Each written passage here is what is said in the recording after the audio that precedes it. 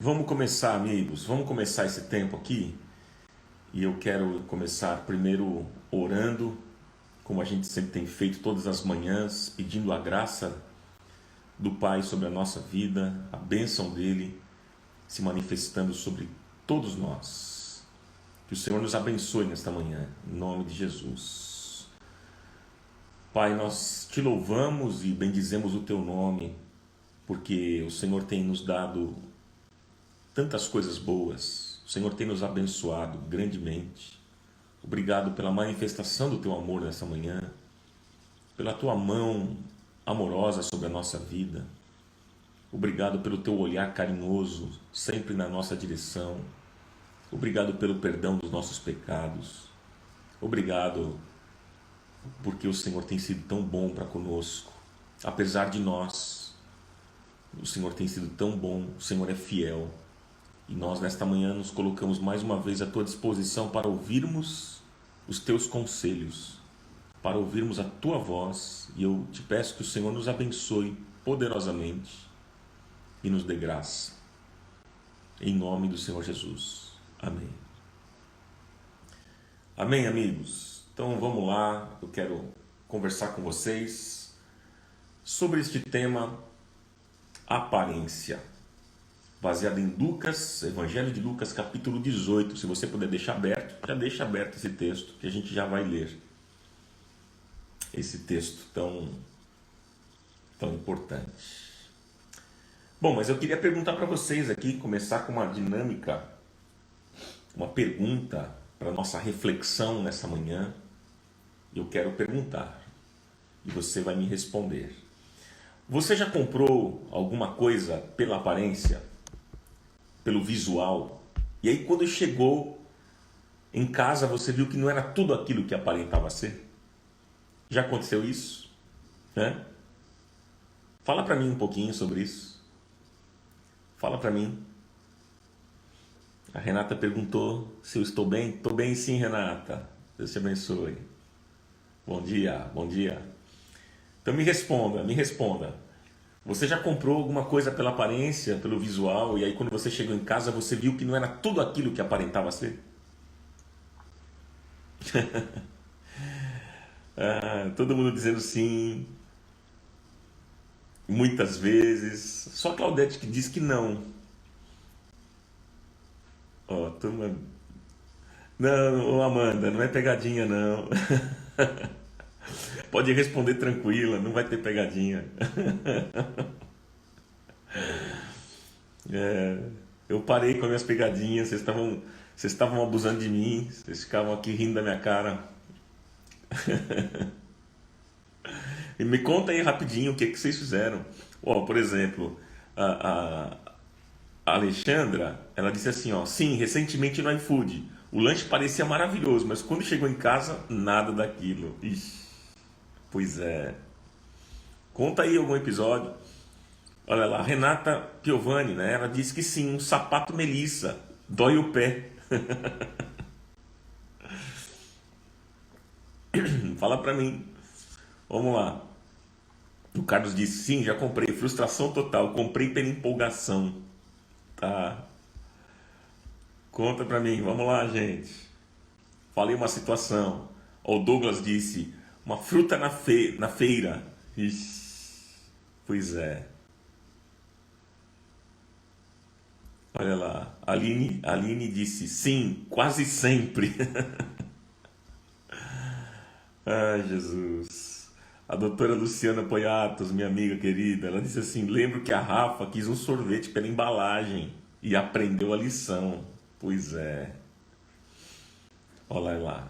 A Silvia Guerreiro disse, principalmente compra pela internet. É isso mesmo. A Jaque disse que eu tenho uma metodologia incrível. Obrigado. Vamos lá, vamos respondendo, gente. O comida é o que mais engana. Vou lendo aqui, tá? Comprei um relógio, quando chegou não era nada daquilo. Outra pessoa, um vestido que acabei doando. O Aldo disse, comprei um bolo, mas estava horrível.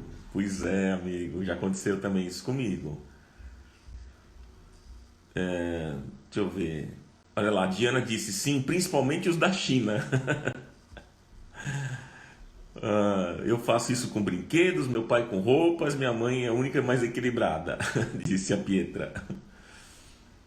O Paulo Tomás disse: comprei um blazer e depois de 3 dias. Uma blazer. Comprou uma blazer, um carro. E depois de 3 dias travou o motor. Olha só. Uma blusa, cheguei em casa. Se eu não terminou aqui.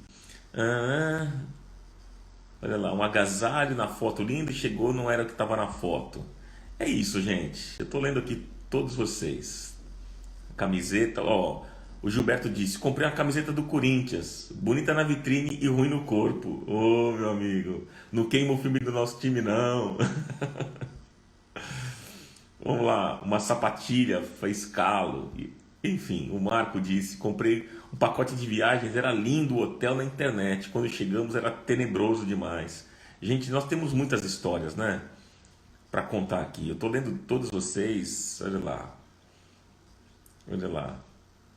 A Aline disse: ainda mais com essa pandemia, comprei muitas coisas pela internet, foi uma grande frustração. A mercadoria é totalmente diferente das fotos nos sites. Pois é. A Mônica disse: um bolo que quando provei não gostei. Enfim, um livro que comecei a ler, não gostei. Todos vocês aqui tiveram experiências. Mas vamos lá. Pois é. E como é que você se sentiu, hein? Com certeza ficou frustrado. Posso contar a minha? Vou contar aqui a minha experiência, vai. Uma das, né? Porque já foram várias experiências.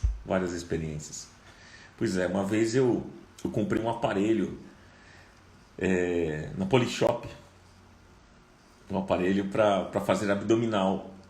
Fiquei tão encantado com aquilo, com propaganda na televisão. E eu comprei esse aparelho.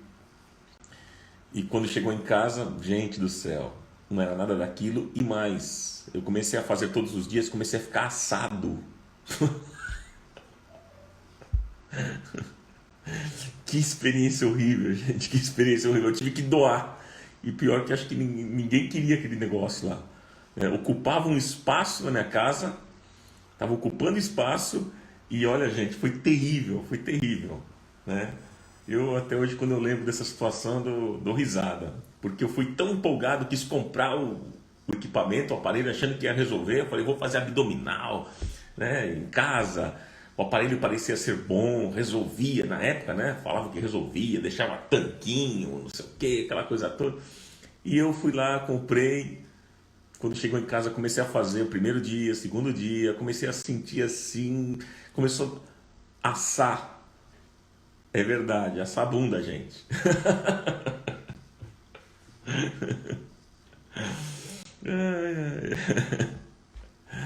Foi fera, viu?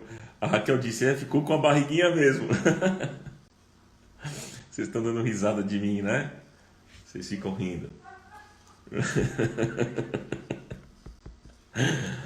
Ai, Jesus do céu. Vamos falar sério, vai, meu gente. Vocês ficam bagunçando aqui na live. Aqui essa live é uma live séria, gente. É uma live muito séria. Vocês não podem bagunçar assim, não. Então vamos lá. Deixa eu fazer uma pergunta para vocês. O meu amigo Aldo disse: a calistenia resolve. Mas deixa eu perguntar, o que é mais importante? A embalagem ou o conteúdo? O que é mais importante? A embalagem ou o conteúdo? O que você acha que é mais importante? O que é mais importante? Estão rindo aqui em casa, viu, gente? Riram aqui em casa, por isso que vocês ouviram aí. Ai. Tá bom. O que é mais importante? O conteúdo. Ok, legal, estão respondendo. Mas veja só que interessante, o mundo, gente, o mundo nos condiciona a valorizar o exterior, a embalagem, a imagem, o estético. Mas Deus não vê assim. O homem olha a aparência, mas Deus olha o quê? O coração. O mundo valoriza o exterior. o estético e a embalagem, mas Deus olha para dentro, para o conteúdo. Eu queria ler um texto com vocês aqui, que é muito interessante, lá do Evangelho de Lucas, no capítulo 18, uma parábola que Jesus conta, a parábola do fariseu e do publicano. Olha que interessante, gente. Diz assim: e alguns que confiavam em sua própria justiça e desprezavam os outros, Jesus contou esta parábola. 2 homens subiram ao templo para orar. Um era fariseu e o outro era publicano. O fariseu, em pé, orava no íntimo, dizendo: Deus, eu te agradeço porque eu não sou como esses outros homens, ladrões, corruptos, adúlteros, nem mesmo como este publicano. Eu jejuo 2 vezes por semana e dou dízimo de tudo que ganho. Mas o publicano ficou à distância, ele nem ousava olhar para o céu, mas batendo no peito, dizia: Deus, tem misericórdia de mim, que sou pecador. Eu lhes digo, Jesus disse, que este homem e não o outro, o publicano e não o fariseu, foi para casa justificado diante de Deus. Pois quem se exalta será humilhado, e quem se humilha será exaltado. Amém. Amigos, existem algumas frases que se tornam jargões, se torna lugar comum, ou seja, por ser tão repetida, perde o seu significado. Quer ver uma frase? Por exemplo, não julgue ninguém pela aparência. Você já ouviu essa frase? Não julgue ninguém pela aparência. Uma frase repetida, já virou jargão. Essa frase é comum. E ela já foi mencionada tantas vezes que parece que ela perdeu o seu impacto. Mas embora essa frase esteja desgastada, nela está o espírito do que Jesus contou na parábola. É muito interessante. A parábola contada por Jesus se refere a um grupo específico, os religiosos. Normalmente, os grupos religiosos, eles são exclusivistas, eles são intolerantes com o outro. Por exemplo, os católicos, eles precisam ter um cuidado. Os católicos correm o risco de serem intolerantes com os evangélicos. E os evangélicos também correm o risco de serem intolerantes com os católicos. É muito perigoso. Normalmente nós, crentes, nós achamos que nós temos a doutrina correta. Nós achamos que nós somos os detentores de toda a verdade. Nós pensamos até que se Jesus estivesse vivendo entre nós aqui hoje, com certeza ele estaria frequentando a igreja que frequentamos. A gente pensaria assim. Agora, Jesus contou a parábola para um grupo de pessoas que acreditava que a sua justiça era a melhor de todas e ainda desprezavam os outros. Ele contou o quê? Ele disse na parábola que haviam 2 homens.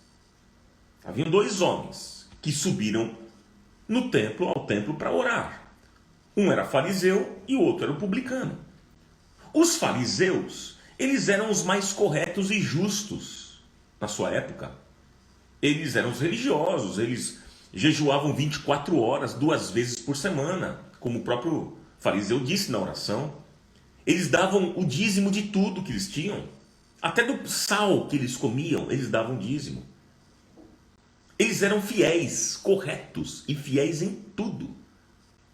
Por outro lado, os publicanos, eles eram mal vistos. Os publicanos, eles eram fiscais. Eles eram mal vistos em Israel, porque eles tinham uma fama de corruptos. Eles cobravam impostos, eram fiscais. E aí é o seguinte, o fiscal publicano, pecador, e o religioso, fariseu justo, eles foram orar no templo. E o religioso, orando no seu íntimo, ele se achou muito especial. E o que ele disse? Senhor, eu te agradeço porque eu não sou como estes outros. eu sou diferente.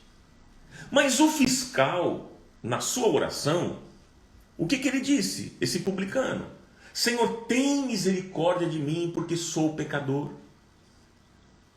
Então Jesus terminou a história dizendo o seguinte, lá no versículo 14.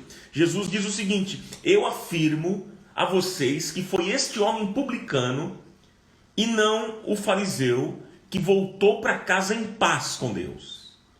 Porque quem se engrandece será humilhado, e quem se humilha será engrandecido. Que lição preciosa que Jesus nos ensina. O que Jesus quis nos ensinar, e o que Jesus quis ensinar, é que nunca nós devemos acreditar, amigos, que Deus se impressiona com demonstrações da nossa religiosidade com aparências. Deus não se impressiona. Muitos querem impressionar os outros com a sua espiritualidade.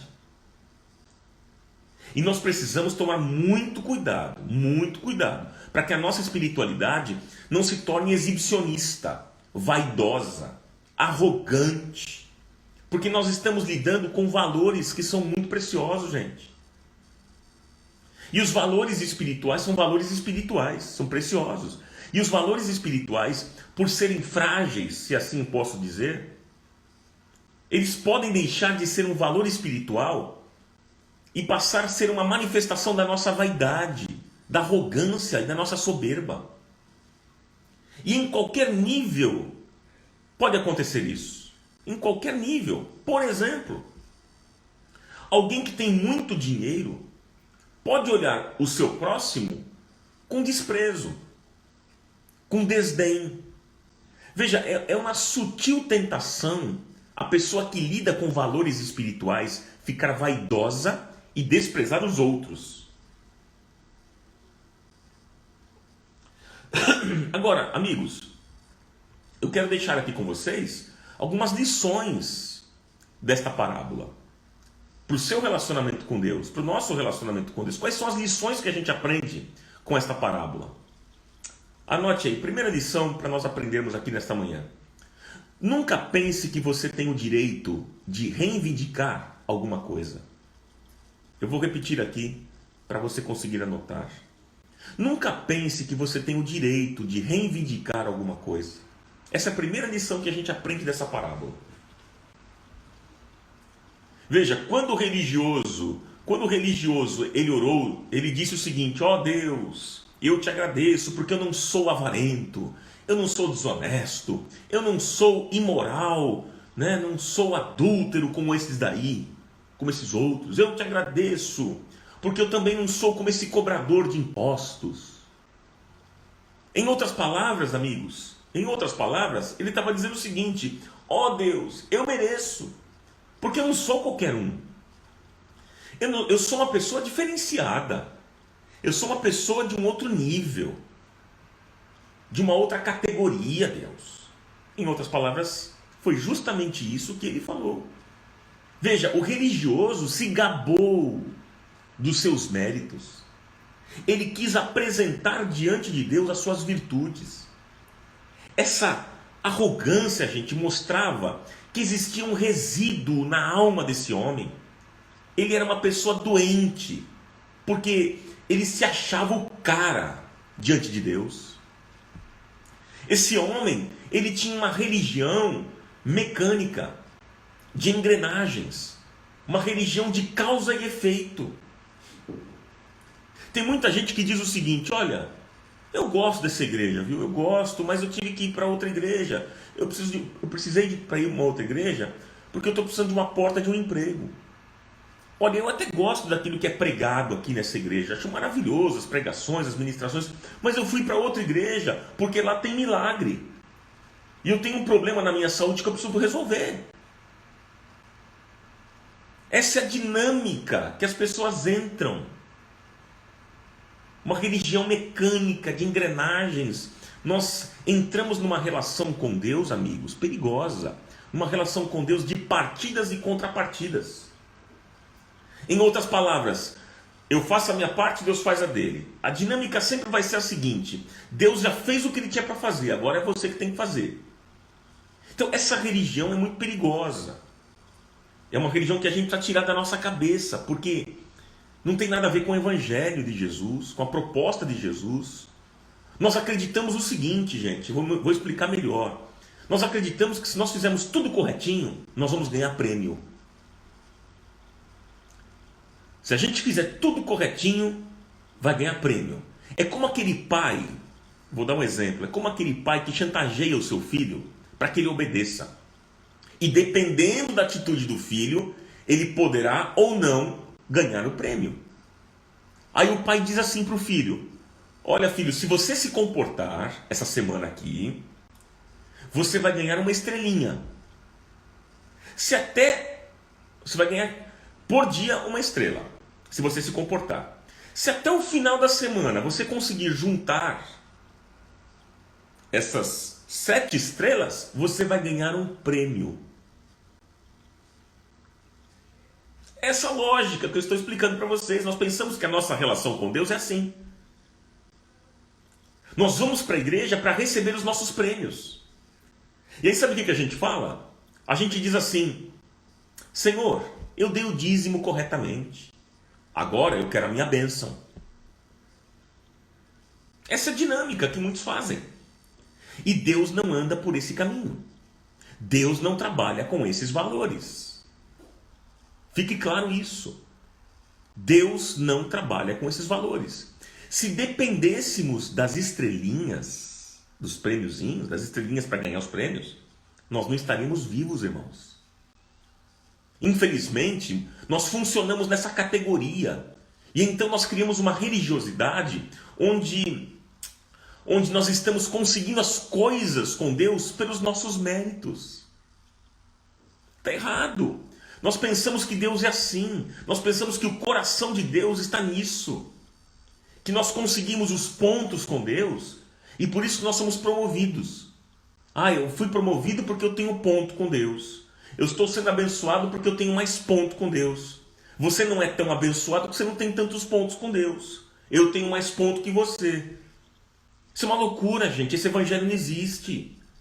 Não existe isso. E normalmente esses pontos sempre se referem ao quê? A dinheiro, conquistas profissionais, bens e riquezas materiais. Essas coisas. Terrível isso. Quando nós entramos nessa dimensão, nós perdemos uma das coisas mais lindas da vida cristã. Vou repetir para você. Quando a gente entra nesse tipo de relação com Deus, nessa dimensão, nós perdemos uma das coisas mais lindas da vida cristã, que é a graça. O que é a graça? É o Senhor nos concedendo coisas sem que mereçamos. Isso é graça. Deus nos dá por quê? Deus nos dá porque nós somos a menina dos olhos de Deus. Porque nós somos preciosos para Ele. Porque Deus nos ama. Nós não recebemos nada por causa do nosso desempenho, porque eu sou o cara, porque eu mereço. Não, nós recebemos por causa do coração paterno de Deus e pelo que Ele é. A graça dele não está baseada naquilo que você é, naquilo que você faz. A graça de Deus está baseada naquilo que Ele é, no caráter dele. Então, muitos dizem assim, por exemplo, Deus, olha, eu dei meu dízimo esse mês, hein? Mas a minha vida financeira, Deus, não está bem, hein? Não está bem. Gente, isso é uma arrogância. Porque, em outras palavras, o que a gente está dizendo? Olha, eu fiz a minha parte. Viu, Deus? Eu fiz a minha parte, mas o Senhor está falhando aí. O Senhor não está fazendo a tua parte. É um conceito errado. Nós acreditamos que nós agimos corretamente, mas Deus está falhando. Deixa eu dizer para você, Deus não está falhando. Deus não está nem deixando de fazer a parte dele. A gente pensa que a gente está agindo corretamente, Deus está falhando. Mas Ele não está falhando e nem deixando de fazer a parte dele. Tudo que nós recebemos é pela graça de Deus e não pelos nossos méritos. Tudo que nós recebemos é pela graça de Deus e não pelos nossos méritos. Então, creia nisso. A Bíblia diz, Romanos, anote aí, Romanos 11:6. E se é pela graça, diz Paulo, já não é pelas obras. Do contrário, a graça já não é graça. Anote outro texto lá de Efésios capítulo 2, Efésios 2:8. Porque pela graça sois salvos, por meio da fé. E isto não vem de vós, é dom de Deus. Não vem de obras. A salvação não vem de obras, para que ninguém se glorie. É pela graça que nós somos salvos. Se você está aqui nesta manhã, é por causa da graça de Deus. Se você está respirando ainda, é por causa da graça de Deus. Se você tem um sustento sobre a sua vida, é por causa da graça de Deus. Não é pelos méritos. Não. A graça de Deus está sobre a nossa vida. Segunda coisa que eu vou falar com vocês. Anote aí uma segunda lição dessa parábola que a gente pode aprender. Anote. Não queira crescer em cima da fraqueza alheia.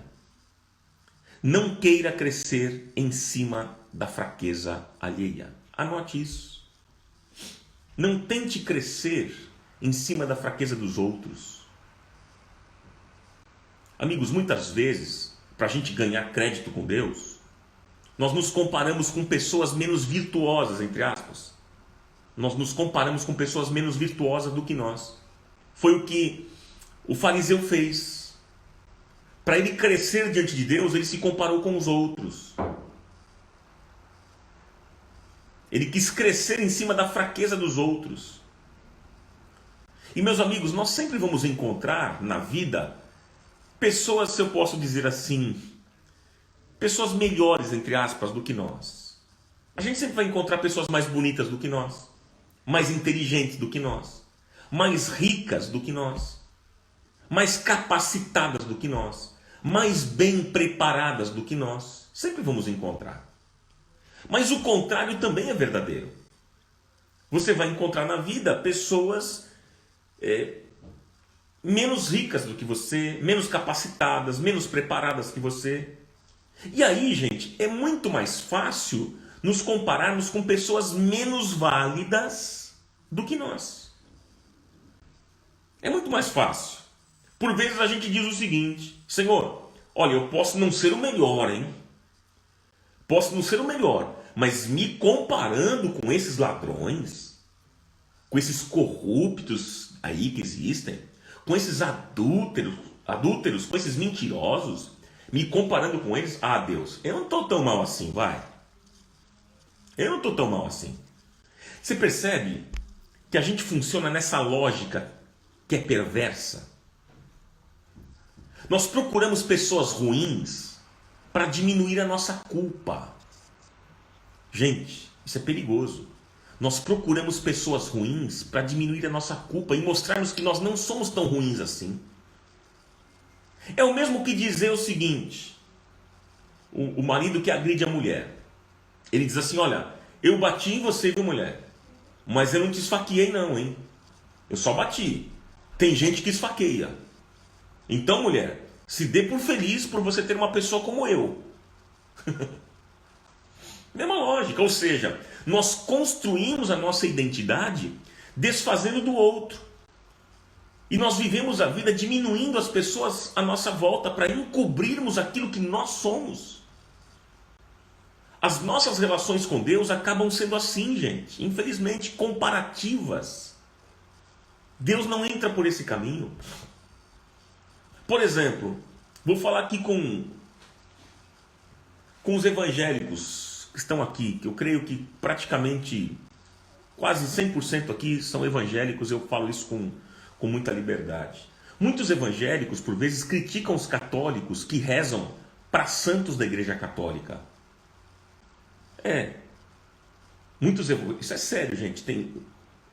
Os evangélicos criticam os católicos. Como é que pode que eles fiquem rezando para santo? Agora, veja bem, por outro lado, muitos crentes colocam rosa em cima do rádio, copo de água em cima da televisão, fazem corredor dos 318 pastores. utilizam sal grosso e tanta outra baboseira que tem por aí. Então, por isso, nós crentes deveríamos lavar a boca antes de falar qualquer coisa de quem quer que seja, porque o nosso telhado também é de vidro. A gente não pode jogar lama nos outros e desmerecer os outros, porque nós também somos frágeis e suscetíveis a erros. Então a gente tem que tomar cuidado com as nossas críticas em relação aos outros. Quando nós desfazemos dos outros, amigos, nós queremos que Deus acredite em alguma coisa que na realidade nós não somos. Mas a gente quer que Deus acredite. Nessa vida de fantasia que a gente vive, nessa mentira que a gente vive. E quando nós fazemos isso, nós demonstramos falha no nosso caráter. Deus não se impressiona com aparência. Deus não se impressiona com orações bem elaboradas. Não se impressiona. Deus não ouve o que falamos. Deus ouve o que o nosso coração diz. Deus ouve o que falamos aqui dentro. Isaías 29, 13. Isaías 29, 13. O Senhor disse: esse povo ora a mim e com a boca me louva. Me louva com os lábios, mas o seu coração, disse o Senhor, está longe de mim. Ou seja, era povo crente que louvava, que orava. Mas Deus está dizendo, eles fazem isso. A aparência bonitinha, louva a Deus, ora bonito, mas o coração, disse Deus, está longe de mim. E Deus continuou dizendo, a religião que eles praticam não passa de doutrinas e ensinamentos humanos, que eles só sabem repetir de cor. Isaías 29, 13, depois leia lá. Veja, na parábola, o religioso orava bonito. O fariseu orava bonito. Mas no seu coração, ele estava desvalorizando e diminuindo os outros. E diminuindo o publicano. Triste isso. Terceiro, anote aí. Outra lição para a gente aprender nessa parábola contada por Jesus. Não alegue virtudes que você já pratica. Não alegue virtudes que você já pratica. Anote isso. Gente, nós falamos com Deus sobre virtudes mais fáceis para nós. Coisas que nós tiramos de letra. Coisas que nós já praticamos. Às vezes nós falamos para Deus daquilo que nós somos bons. Existem coisas que são fáceis para nós. Por exemplo, às vezes você não fuma, você não bebe, você não joga. Então é fácil você falar contra quem faz essas coisas. Eu não bebo, eu não fumo. Para mim, de repente, é fácil falar dos outros que fazem isso.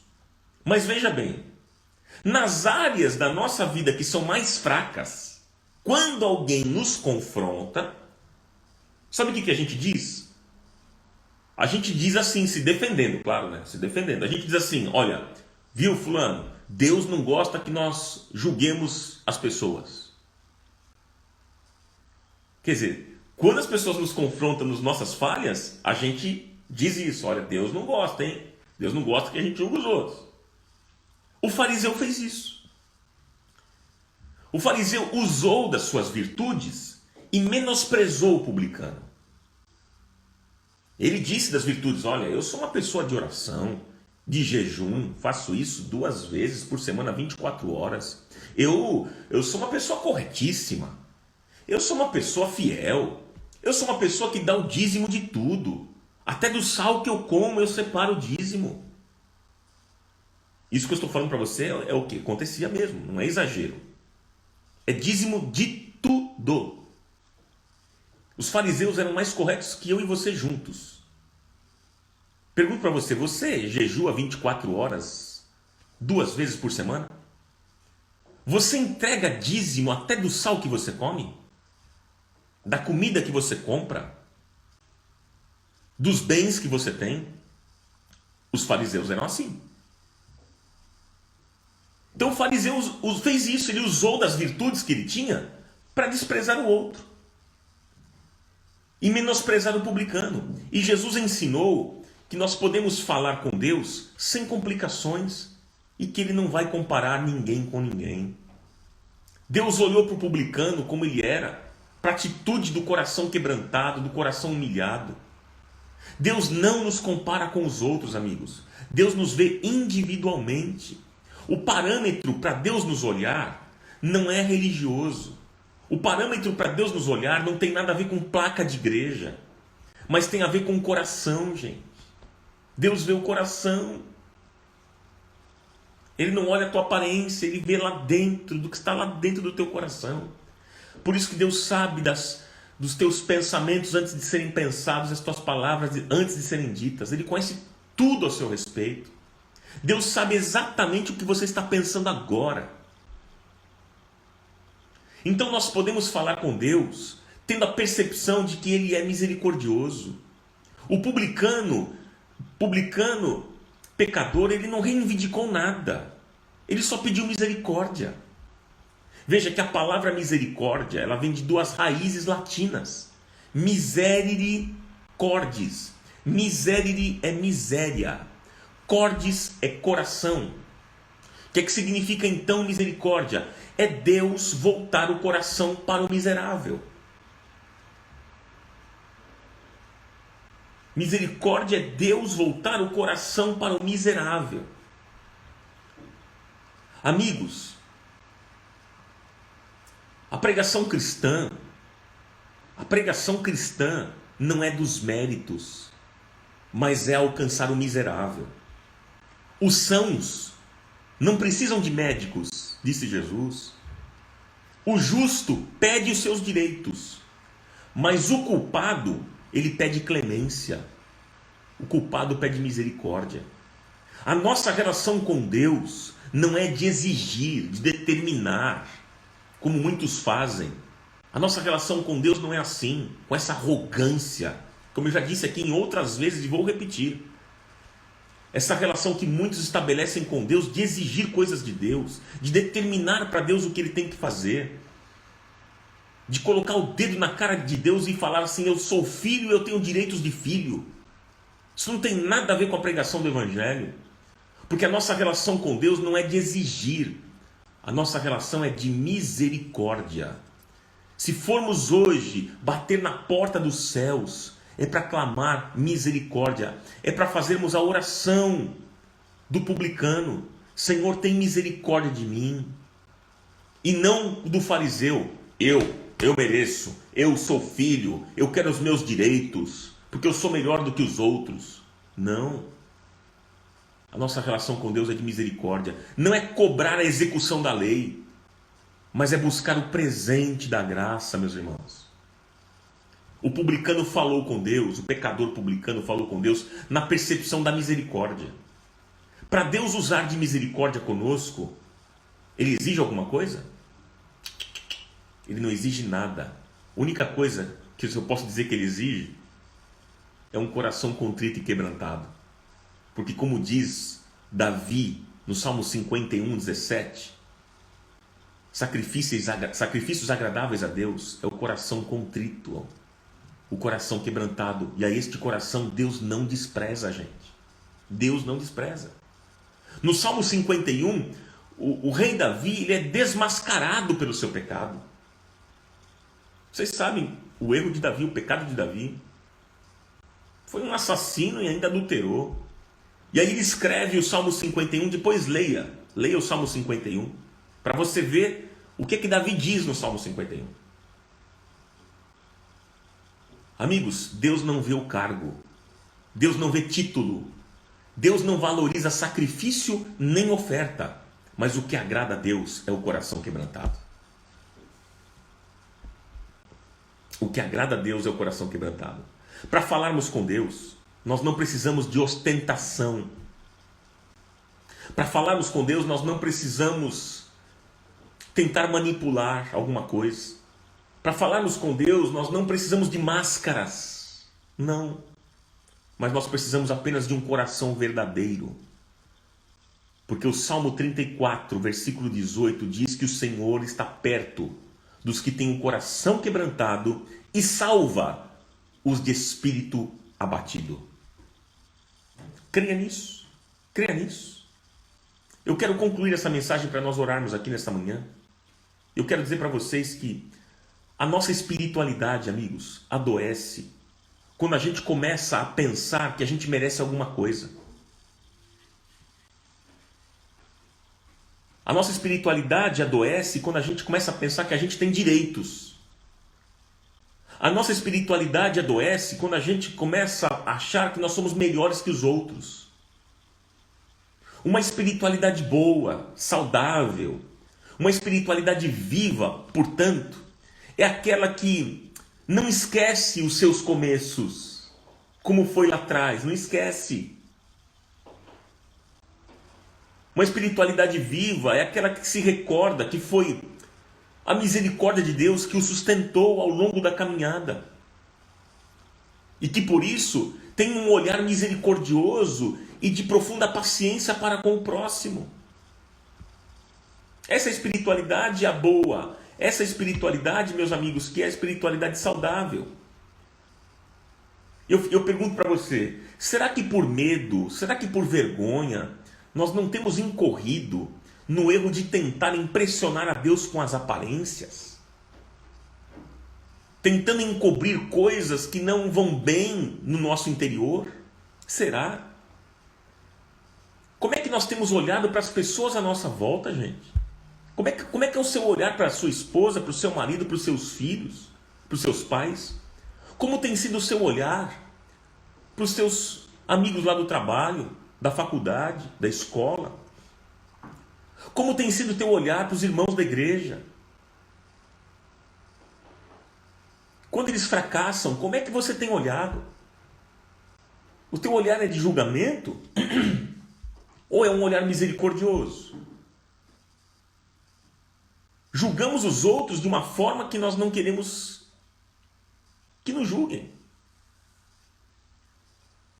Engraçado que para os outros, quando os outros erram, irmãos, quando os outros erram, a gente pede juízo, justiça, juízo sobre a vida do fulano. Você já percebeu isso? Quando os outros fracassam, às vezes no contexto de uma comunidade de fé, quando a gente vê um irmão fracassando, o que a gente diz? Logo as pessoas dizem assim: qual vai ser a punição que este fulano vai receber?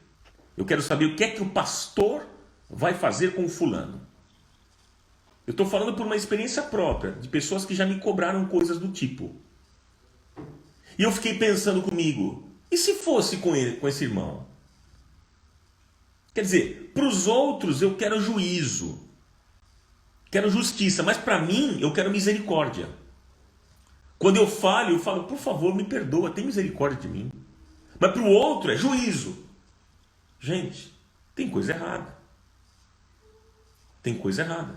Como é que você tem olhado para as pessoas à sua volta? Será que nós estamos no lugar daqui de quem? Do publicano ou do fariseu? Onde você se encaixa nessa parábola que Jesus contou? Quem você é nessa parábola? Quem você é nessa parábola? Hein? Quem você é?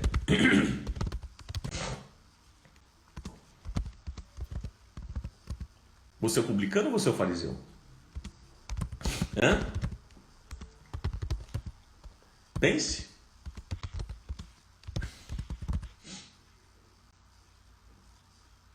Quem você é? O publicano ou o fariseu? Eu queria orar com você nessa manhã, para que o Senhor nos ajude, para que o Senhor nos abençoe, para que o Senhor limpe o nosso coração, porque Ele olha o coração. Ele não vê a aparência, Ele vê o coração. Deus está olhando o seu coração nesta manhã. Ele sonda e Ele conhece o nosso coração. Pai, nesta manhã nós reconhecemos que precisamos de libertação. Nós reconhecemos que somos tão falhos e nós reconhecemos que por muitas vezes nós nos encaixamos no lugar do fariseu desta parábola. Nós agimos como religiosos, agimos com hipocrisia, com falsidade, com religiosidade. Tantas vezes somos assim, na maneira de agir com os nossos amigos, na maneira de agir com os nossos familiares, na maneira de agir com os nossos colegas de trabalho, na maneira de agir com os irmãos da igreja. Pai, nos perdoa, Pai, por vezes nos colocarmos melhores do que as pessoas, por acharmos que temos direitos a reivindicar alguma coisa. Pensamos que conquistamos as coisas vindas do céu por méritos, por obras.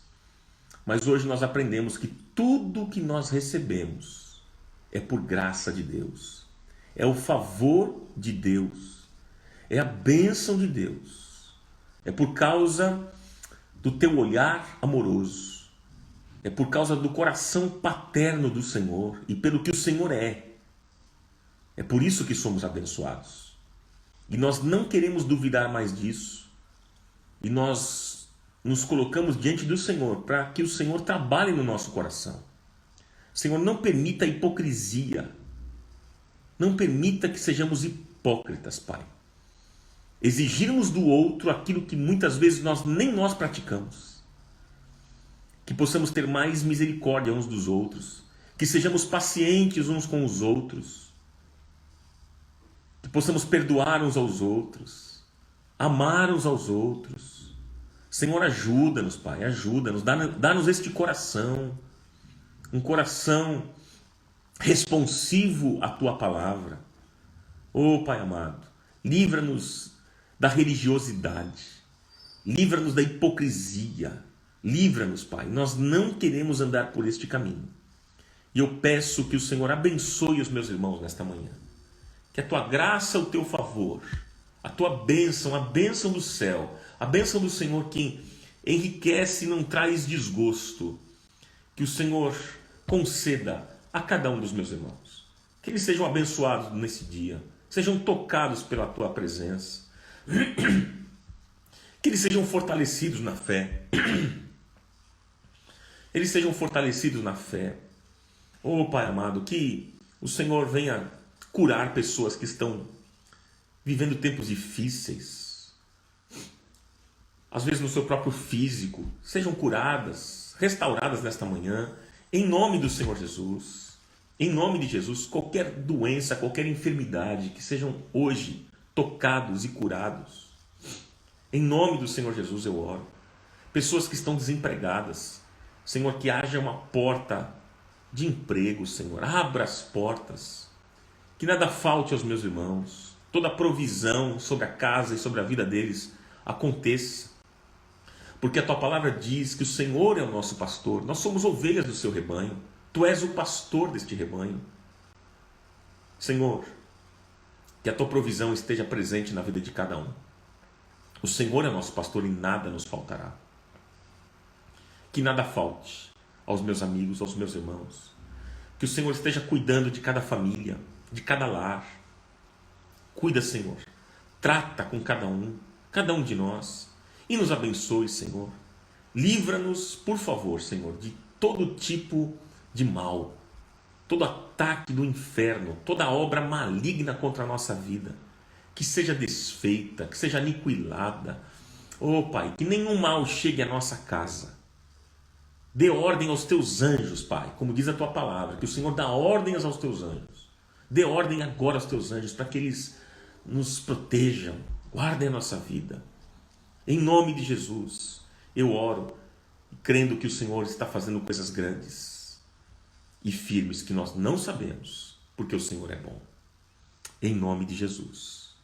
Amém, amém e amém.